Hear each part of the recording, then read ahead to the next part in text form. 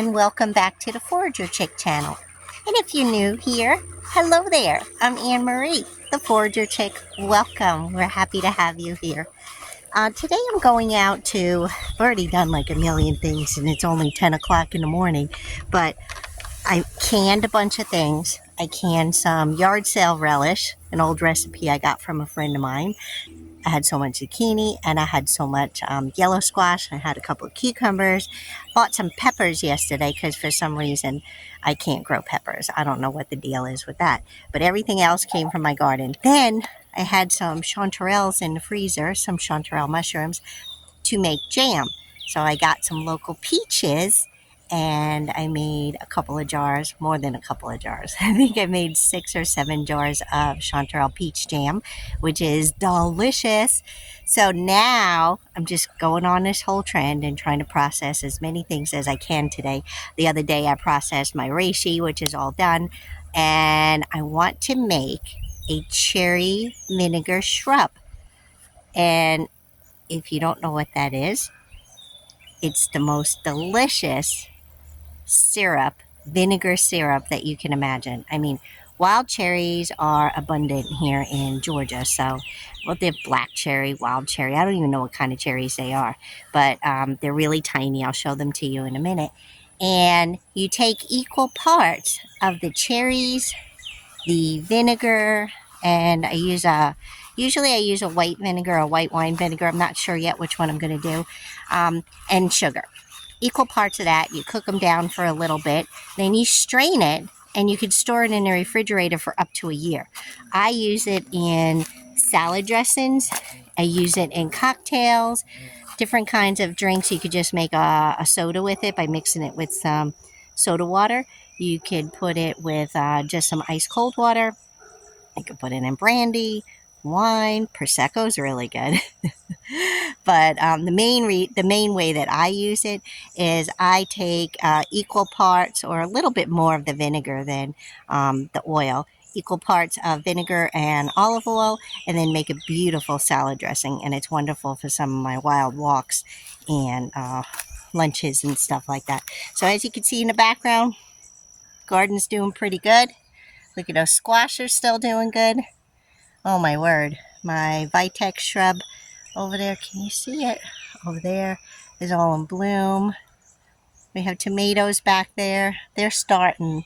The little baby cherry tomatoes are starting, so I'm so excited. I have some hops here. I don't know if they're going to make hops, little hop strobials this year. I seem to be having a hard time because the beetles are getting it. And I guess I'd rather the beetles on it than on the squash. So, and then I have these giant spaghetti squashes. I gotta show them to you. I've never had spaghetti squash before. So I'm waiting for them all to turn yellow, but they're pretty big. Let me show them to you. These vines, this is one of the spaghetti squash vines. Going all the way down there. But there's one of my spaghetti squash. Look how big it is. But I have more. Oh, some of these vines are dying down. Not sure what's going on. There's another one over there. There are, oh, I hope the deer didn't eat them. There's one over there. You can see it. I know there's more. And then these spaghetti squash decided to grow up along with the hops.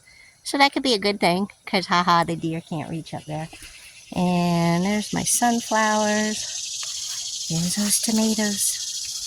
Oh my goodness. I cannot wait for a big, juicy red tomato. I've had the cherry tomatoes already, or whatever you want to call them, sweet 100s. They're delicious. But here's those little, what are these called? I can't remember. Some of you might know in the comments. They're like a yellow, pear-shaped kind of tomato. It's hard for me to see. I don't even know if you, there we go. That's a little better. But I can't remember the name of them. I get different varieties of tomatoes, so I'm not sure what they are.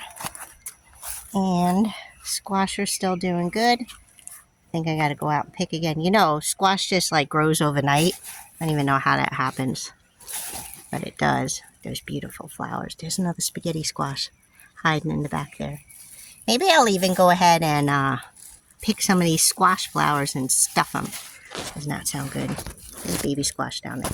All right, back to what I was doing. So, wild cherries.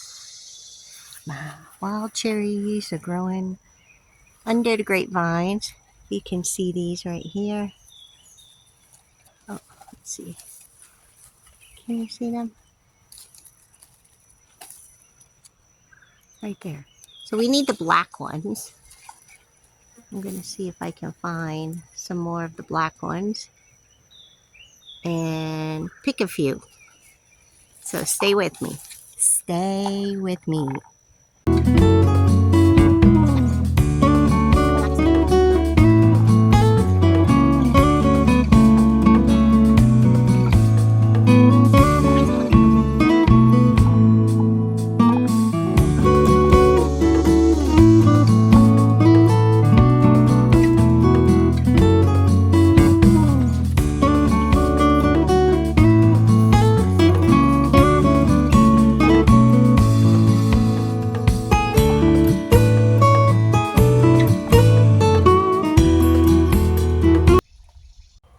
Here's a tree I could reach a little better, but goodness, look at those all the way up at the top. I don't know if you could see them. Here's some. I could just reach right here. I'm going to gather some more.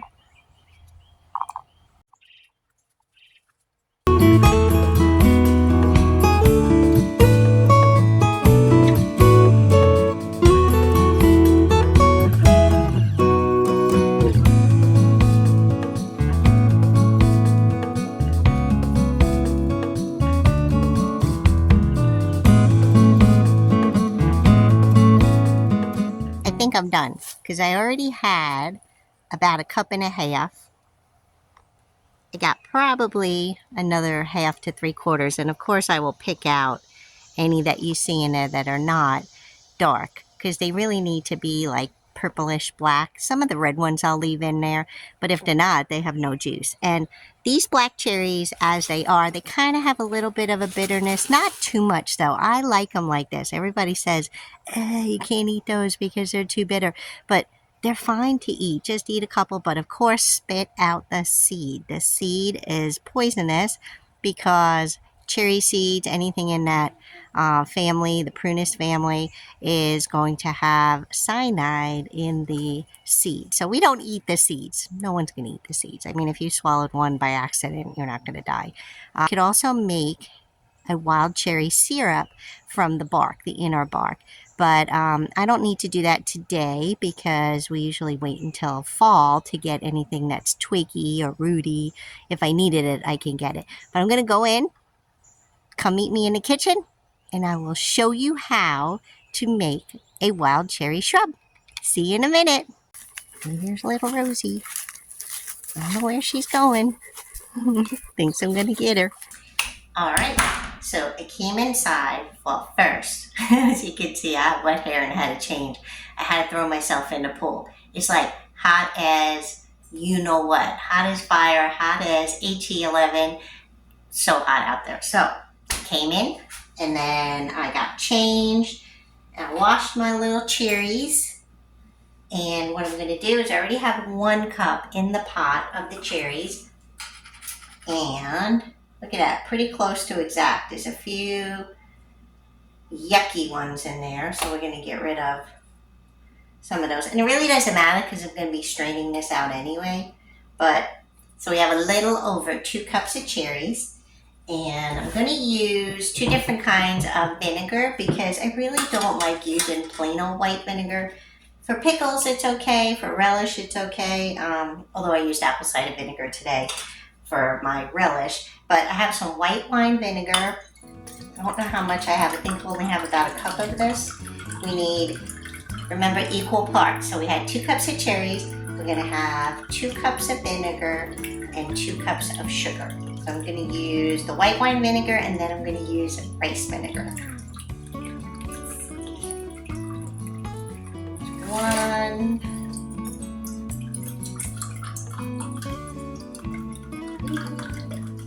Let me know if you guys have made a shrub before. Kind kind of a neat little concept. You could do it with any fruit. So if you have blueberries, make blueberry shrub. If you have some strawberries growing, make a strawberry shrub. Just another way to preserve your harvest. There we go. 2 cups of the vinegar. And then we're going to do 2 cups of white sugar. Now this is 1/3 of a cup measure, so I'll do 6 of these. 2, 3, 4, 5, and 6. I'll bring you closer and show you what it looks like. And then we're just gonna cook this until the sugar dissolves and you start to smell those cherries. I'm gonna smash them slightly, but not too much because we don't wanna break the seeds. And then maybe 10 or 15 minutes. Seriously, that's it. Okay, you can see in the pot, we have the sugar, the cherries, the vinegar. I turned the heat on. It's like a medium high. We're gonna get it up to a boil and then bring it down to a simmer and let it simmer for a bit. I've got my little masher and I'll be using this after the cherries burst a little bit. Okay, it's about to come up to a boil. You can hear it. All that sugar is dissolved, but none of the cherries have bursted yet. So we definitely need it to boil first. There it goes, it's starting to boil. Bring it up, and I'm gonna reduce it because we don't want it to boil over. And we don't want it to get bitter. Cherries should start busting soon. And I don't even really put a timer on it. I just go ahead and look at it. I usually know when it's done, but again, 10 minutes if you want to go by an actual time. I'm smushing them slightly, and as you can see, it's now red, whereas before the sugar vinegar was just clear. Turn it down some more, and we're just going to let it simmer for just a bit, and then we'll be ready to strain it.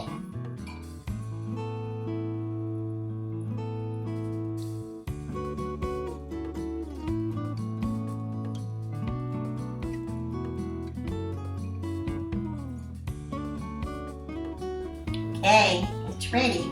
So I'm going to go ahead and take this cherry vinegar shrub and I'm going to strain it.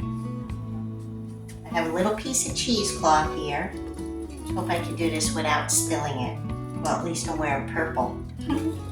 That color. Holy moly. Can you see that? Isn't that beautiful?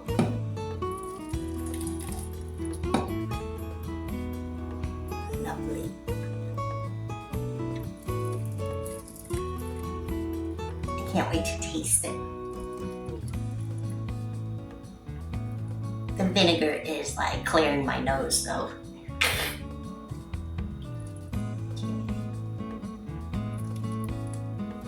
I think it makes about 3 cups. It might be a little, it might be 4. It might actually get to 4. That would make sense, but I swear things shrink as you cook them. Then what we do, clean hands. It's gonna be hot, so I may have to wait a minute. But we take our cheesecloth and then we squeeze it, twist it, squeeze it, whatever you need to do. Get it to come out. So hot. You know what I think I'm gonna do? Instead, because this is really hot, and y'all don't want to wait with me for a half hour for it to cool. Squeeze it, hold it up. Then I'm gonna use my spatula just to squish the rest out. Yeah, looks like we're gonna get 4 cups. Yay. Okay. You want to squeeze all that juice. Look at that color of the cheesecloth now. I wonder if you can use cherries for a dye. If anybody knows on there, let me know. Like if we added a fixative, if it would work. because that sure is a beautiful color. Alright, I think that's good for now. I might squeeze some more in a minute, but I want to taste it. It's super hot.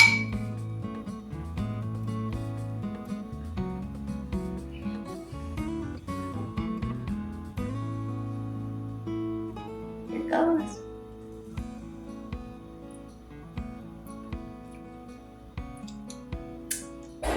I think I like the rice vinegar in there.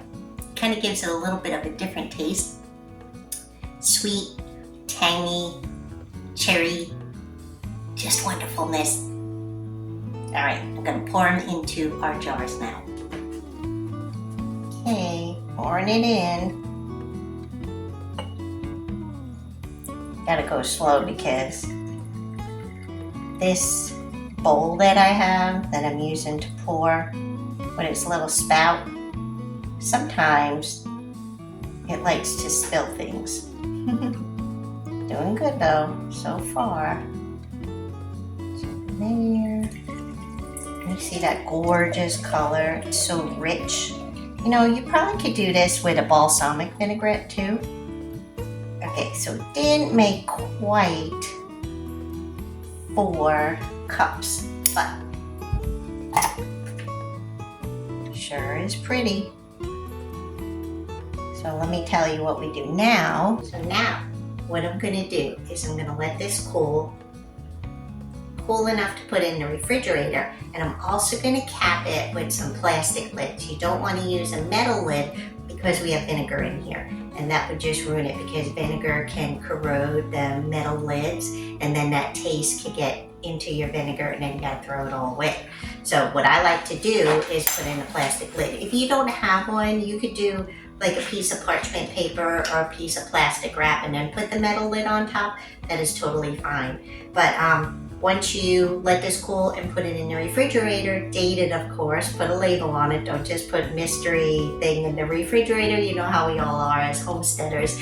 We have so many jars in the fridge and some of them I can't identify. So we will do that, put it in the fridge, and then when I want to use it, I'll take maybe like a tablespoon or 2 and put it into sparkling water, or put it into a cocktail, Prosecco, and then again with the salad dressing recipe, you can mix half and half of your vinegar and olive oil. I tend to use more of the vinegar than the olive oil because I like it more tangy and less fat, which is always good. Now don't go making up a whole bottle this big of your salad dressing because the oil won't last as long as the vinegar. So I do it for like 2 salads and I leave it in the refrigerator. And you could also add in some Italian seasonings, which is really good for the salad dressing, or maybe a little bit of fresh garlic or chives. That'll be really good as well. I hope you enjoyed making a wild cherry vinegar shrub with me, and I hope you do the same too. Let me know in the comments if this is something you'd like to do. And remember, please like and subscribe and share with a friend. Have a beautiful day today.